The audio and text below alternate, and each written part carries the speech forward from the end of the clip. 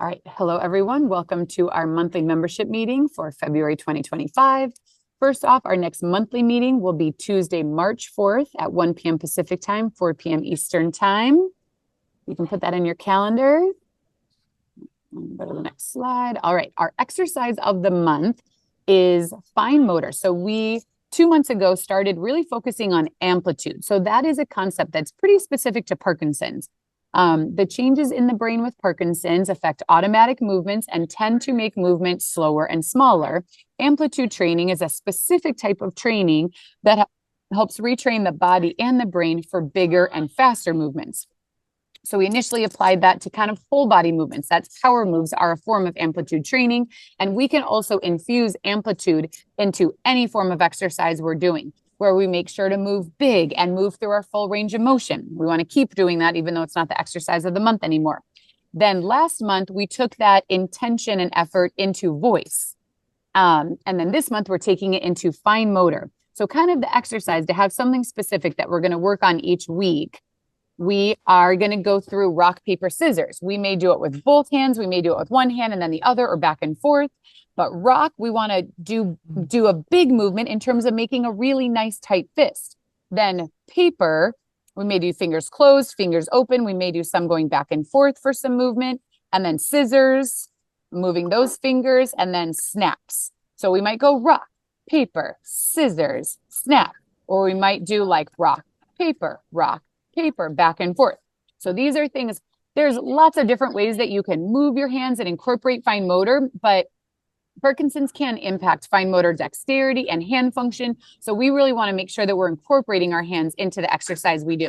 So we'll be incorporating those into classes throughout the month. And then we'll be incorporating probably some other fine motor activities as well. Our member highlight. So this is each month we highlight one of our members. We kind of go back and forth between a member who comes in person at the gym and someone who's online. We will often reach out and ask members if you're interested in being highlighted. If we haven't asked you and you are willing to be highlighted, please let us know. It really, I think, just hearing other people's stories is very helpful and in some cases inspiring. So we love, hearing from people and what they've figured out that works for them. How do they make sure to get good sleep? What are they doing for exercise? Have they figured out any other, great ways to communicate with their neurologist? We do these kind of short interviews. I will be sending out the videos for the exercise of the month, our member highlight, our equipment of the month, and our research highlight video over the next few days.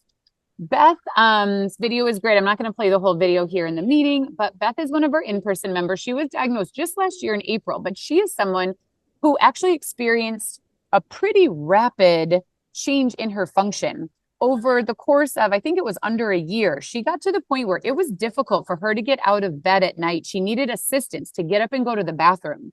So everyone has a different experience, but she really experienced pretty rapid change. And that obviously can be very scary.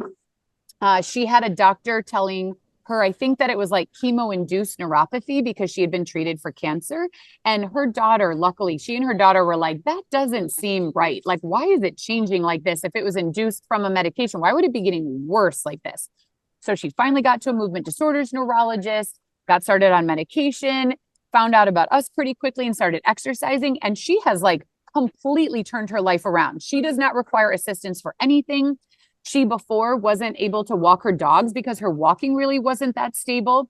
And when she first was started as a member here at Rogue, she made us a little nervous as she walked around the space. She wasn't super balanced. And so we were always keeping an eye on her. And she has been super dedicated in her exercise. And she is moving completely differently now.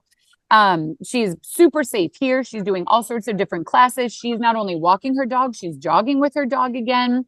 So it is really cool to see, what is possible for people with exercise. And, I think kind of acknowledging like some people even do experience a faster change than others, but even despite the fact that she was experiencing that, she's been able to make this big change. So I highly recommend watching her video. Super inspiring. I will send that out in the daily email tomorrow. Our research highlight, let's see. Yeah. Our research highlight for this month is one of my favorite articles that is a review. It was published, I think, in 2020. Doesn't show it right here, though, in the screenshot that I took. The title of the article is Motor Cognitive Approach and Aerobic Training, a Synergism for Rehabilitative Intervention in Parkinson's Disease. So they have a few practice points, and they really highlight that Parkinson's disease is not just a movement disorder. It is a complex motor behavior disease responsible for tremendous social and economic impact. So it doesn't just make you have a tremor. It doesn't just change movement. It affects how you move, how you think, how you interact in the world. So it's, it goes much beyond just the motor symptoms, which I think most people experience, but that may not always feel acknowledged. They talk about how the optimal management of Parkinson's should involve integrated multidisciplinary approaches, combining both pharmacotherapy and non-pharmacological interventions such as rehabilitation. Bottom-up and top-down cognitive coping strategies and adaptive techniques are useful for achieving motor benefits in patients.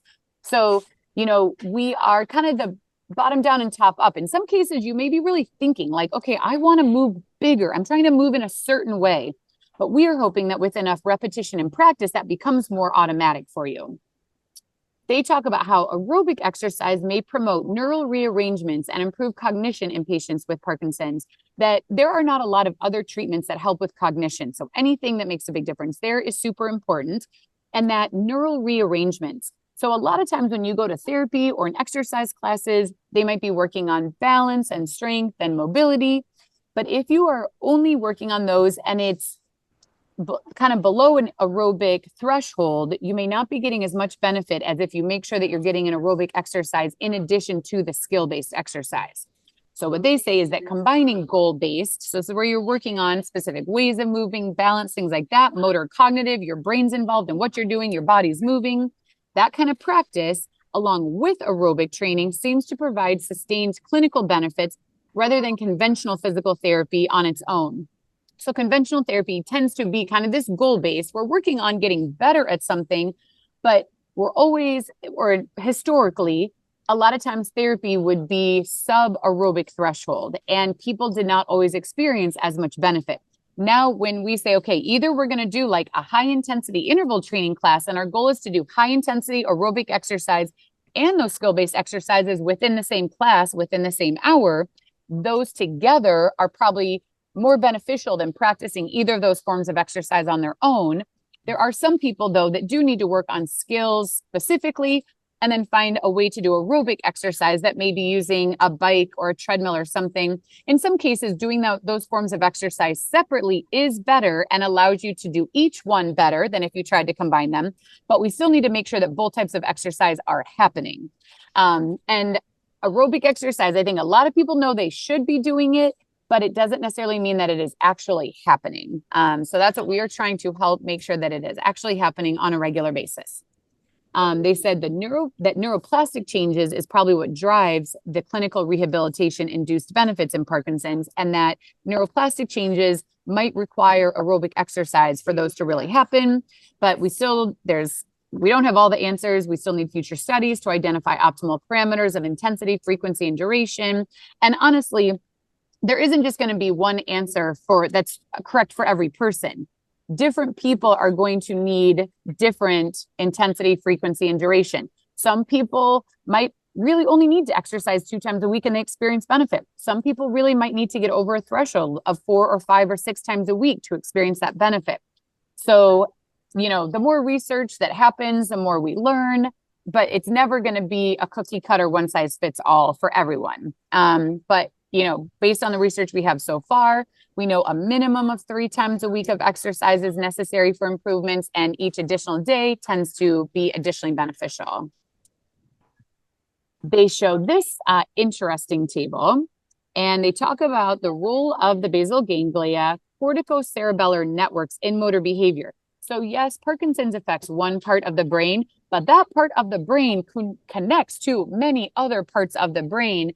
And movement there's no such thing as like just movement. Movement is planning of actions, that a lot of this stuff is happening subconsciously. We're not really having to think about walking across the room. We just decide we're going to go there, but we're not having to think about picking up each foot as we get there. When do I need to start? When do I need to stop? How fast do I want to walk there? It just happens automatically.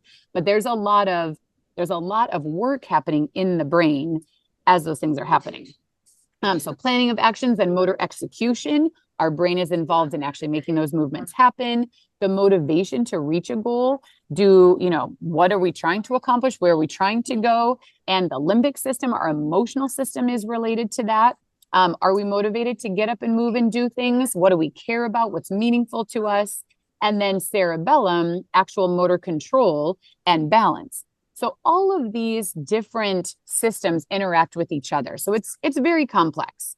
And that's why different forms of exercise are going to be beneficial along with each other.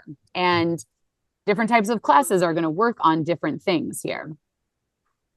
This article is available free full text. So I will also put a link if you are someone who likes to read research. It's a great review article. You can actually read the whole thing.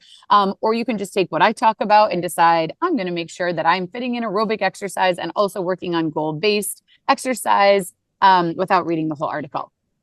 So they say, this is the theories that rehabilitation should be based off of.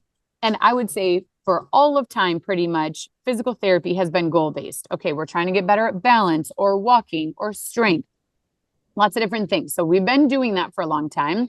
Motor cognitive, it's really impossible to separate motor and cognition, but there certainly is a spectrum of how complicated the exercises are that we're doing. Some things can be pretty simple and be more motor, less cognitive. And then some things can be much more cognitively challenging. So we want kind of a spectrum, and we want to be challenged at the right level for each of us. And that's going to be different for each person. We want intensive in terms of the level of challenge that is provided. If exercises you're doing are too easy for you, they're not going to provide the stimulus for change. So intensity is related both to the actual level of challenge of any given exercise. Also, the frequency of practice is a level of intensity. If you practice an exercise 1 time a week, that's very different than exercising or practicing 4 or 5 times a week in terms of the intensity of it. And what they're saying is that historically, though, in physical therapy, the aerobic exercise is what has been missing, and it is required to maximize the neuroplasticity. So whether aerobic exercise happens in combination with the skill-based exercise or separate from it, it is very important for it to happen on a regular basis for you to get the most out of the exercise you do. And it will probably allow you to actually have better neuroplastic changes in response to this kind of exercise that you're doing, the skill-based. So a great article, and hopefully it just motivates you to kind of check and see, am I getting that aerobic exercise in? If so, great, keep up the good work. If you are below kind of that aerobic threshold or on the lower end and you want to push yourself to work at those higher levels of intensity, figuring out, is that something I can do as part of a more complex class like a circuit or HIIT class? Or do I need to do some just exercise that is dedicated to high intensity aerobic, like a recumbent bike, walks, runs, treadmills, ellipticals, equipment based, where the cognitive demand and the skilled side of things are a bit on the lower side, but you have the opportunity to really get your heart rate up by moving consistently and keeping things simple. The more complex the exercise is that we're doing, in many cases, it makes it harder to push yourself physically. If you're doing one thing, then the next, then the next, then the next, and you've got to think about, what am I doing now? What am I doing next? How do I move my body in this way? How do I make sure I'm keeping my balance? The more your brain really has to work cognitively, it makes it harder to push yourself physically. So one of my favorite articles, our equipment highlight this month, I'm not going to play music here, is we got a squat rack at the end of last year. And this is something that we are using ourselves for workouts. And we also are using it not so much in classes yet, because there is a learning curve in terms of safety of what we're doing. So we're using it a bit more in our open gym time with people who come in, or for one-on-one workouts. And this is something, obviously most people are not going to have a squat rack at home. It is not a piece of equipment that everyone has to have access to, but there is more and more research indicating how important strength training is for us. And we can do some strength training with household things and at home, but it also is really going to be enhanced if you do have the opportunity to go to a gym, to work with a personal trainer, to do some sort of strength class where you are lifting heavier weights, using some new and different equipment. There's a reason why, these kinds of things have been used so long, is they really can provide a different stimulus for the strength training that we're doing as well. So This is not something we expect anyone to get at home, but especially if you have a good routine going and you're looking to add in a new or different form of exercise or try something new or different, going to a gym. And in most cases, I would recommend working with a personal trainer at that gym so that you get familiar and comfortable with the piece of equipment and have someone helping you make sure that you're safe. But this kind of strength training is really a very, very important type of exercise as well. So it was fun to highlight that and some new things that we're doing. Important dates for February. So we do not have any closures, no days, no weekdays that we're going to be closed. President's Day is coming up on February 17th. We will celebrate with exercise. We do take some kind of what we consider the major holidays off. The next holiday I think we will be taking off is Memorial Day in May. But these minor holidays, we exercise. So we'll be open on February 17th. Our online women's group is meeting quarterly now. So we will be meeting this month. The meeting will be on Wednesday, February 12th at 11:30 a.m. Pacific time, 2:30 p.m. Eastern time. We'll be meeting on Zoom. We're going to chat about our goals for the year, any topics that you'd all like to discuss. And then our educational meeting for this month is meeting with John Ball, who is a marathoner and has been living with Parkinson's for over 50 years. So put that on your calendar. We will record this meeting. So if you're not able to join live, we will have that available to watch later. The women's group, we do not record because we really want people to feel comfortable asking any questions and talking about any topics they want to. So we do not record that meeting because that might kind of cause some people to hesitate in what they talk about. So these are not recorded, but the educational meeting will be recorded. Just a reminder for the online women's group, the quarterly meeting. So we'll be meeting the second month of the quarter. So February, May, August, and November. And it will always be 11:30 Pacific time, 2:30 Eastern time. And then our in-person meetings are also going to happen quarterly. We had our first one in January. Next one is in April, then July and October. So we are meeting the first month of the quarter for our in-person women's group. Online schedule, no changes to the schedule at this time. Keeping up with everything that we're doing. If you have any thoughts or questions or requests or anything, let me know. Jamie, I think she's announced in most of the classes. You can pretty much tell she's pregnant now. If you wondered and you haven't heard her share that in class, Jamie is pregnant. She's due the end of June. So she will be going on maternity leave. We have a new physical therapist, Kate, who was a student with us in the fall. She will be joining the team. She has not taught any online classes, but she did do a meeting on meditation and mindfulness, on educational meeting. So if you joined that or watched it, then you have met her. But she will be kind of taking over Jamie's schedule while she's on maternity leave. So she'll be joining and teaching online exercise classes for the first time.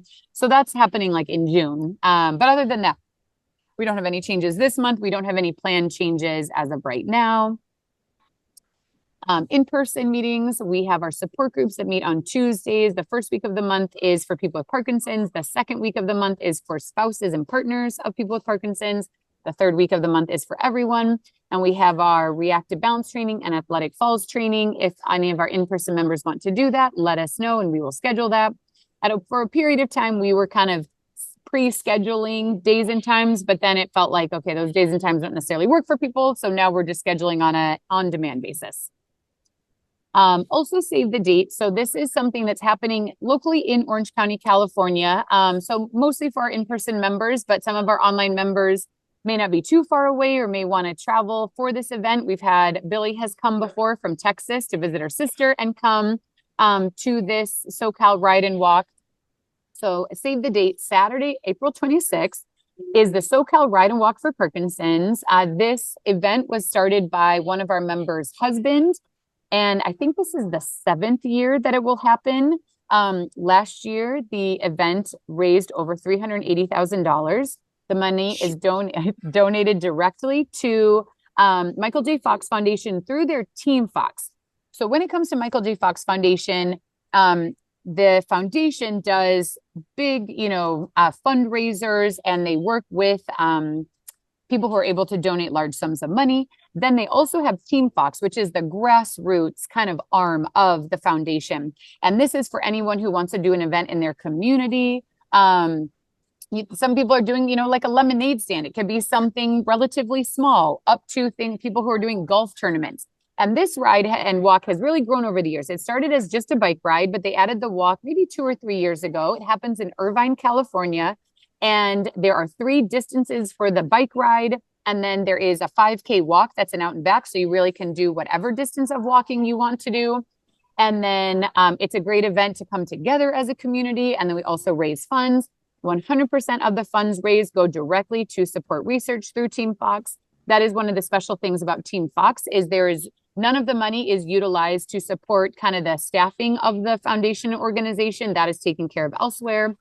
And even for the event, basically they secure sponsors that pay for all the expenses of the event, equipment and setup and food and the things that are needed, water, supplies. I mean, they get as much donated as possible, but then they also have some sponsors that support certain things so that all of the donations do not pay for any expenses, go directly to Team Fox. So it's a great event. If you are available to join us, it would be awesome. We have a team each year. It's getting bigger and more fun every year. The whole event's getting bigger, but it still really is a small community feel. So if you can join, that would be awesome. We also, in the month of April, we'll let you know if you want to make a donation to support our team for the event. That is also greatly appreciated. Future educational meetings. We are still working on having the topic of bone health. I'm getting pretty close to putting that talk together myself because I've gathered lots of resources when it comes to diet, exercise, and the things that you can do. And I think that's what most of our members are most interested in is what can I do to help this thing? I also have a request out to talk about dystonia and dyskinesia, new treatments in the pipeline, having a neuro-ophthalmologist come, and also sleep. So I am working on it. I have to reach out again. I did not hear back from Dr. Crow, so I need to reach out again and maybe see about another one. But I'm working on all these topics. So if there are any other topics you would like to hear about, let me know. I did not make a slide for it, but the other request and thing that we've been talking about, I think a bit in classes, is a book club. So a book club is something that we are definitely interested and open to kind of hosting and participating in. I know with Catherine, there's been talk about reading historical fiction. I think it is historical fiction. So something like really unrelated to Parkinson's. No, not necessarily books about Parkinson's, although that would be an option as well. So we're kind of thinking this maybe is something that we would do on a quarterly basis as well. So I'll probably put that out in, an email in the next day or two as well and kind of see who would be interested in that. But I know there's been some talk amongst some of our members about that, and Catherine's interested, and Alex actually had brought up that idea last year and we just never brought it to fruition. But now that we have reduced the women's meetings to quarterly, it feels like we have time to add something in like that without feeling like we're just have too many things on the schedule. So let me know. So that is all I have for today in terms of information for February and save the dates for beyond. So I will stop the share and the recording, and then I'll open it up for the rest of the time we have that we can discuss any other topics that any of you would like.